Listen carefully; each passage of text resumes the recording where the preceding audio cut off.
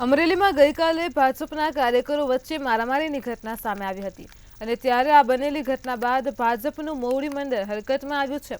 અમરેલી લોકસભા બેઠકના ભાજપના પ્રભારી હકુબા જાડેજા અમરેલી દોડી આવ્યા હતા। હકુબા જાડેજા દ્વારા ડેમેજ કંટ્રોલનો પ્રયાસ કરવામાં આવ્યો હતો। જિલ્લા ભાજપમાં કોઈ જ વિવાદ નહીં હોવાની વાત કરવામાં આવી હતી।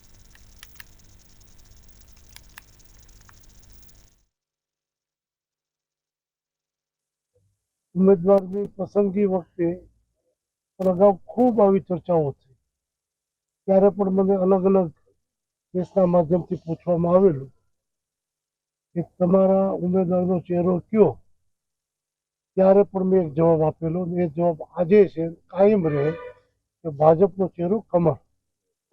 કમળ લઈને જે કોઈ આવે એ અમારા ઉમેદવાર, એને અત્યાર સુધીમાં અમરેલી જિલ્લામાં લીડ મળી હોય એ કરતાં વધુ લીડ અપાવીને જીતાવવા માટે અમે કમર કસીને કામ કરીશું। કોઈ નાના મોટા એ લોકોને પ્રશ્ન હશે, એમાં નાનો મોટો બનાવ બન્યો તો પણ જે મીડિયામાં આવ્યું હતું કે ફરિયાદ થઈને કૌશિકભાઈનું ગ્રુપ ને નારાયણભાઈનું ગ્રુપ, એવો કોઈ બનાવ છે નહીં। ફરિયાદ પણ આપણે બધાએ જોયું હશે, કોઈ ફરિયાદ પણ થઈ નહોતી।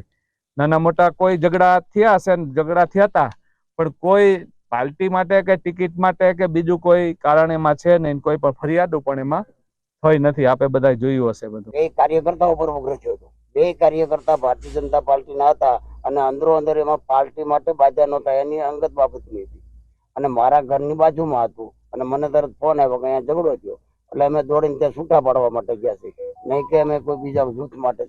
ગઈકાલે જે સરવસિયામાં ને દેવડામાં જે પોસ્ટર લાગ્યા હતા એની બાબતે આપણે કઈ એ દેખો એ તપાસનો વિષય છે। જે કોઈ પોસ્ટર લગાડ્યા હશે કે જે કોઈ પોસ્ટર માર્યા હશે એને પાર્ટી તપાસ કરશે।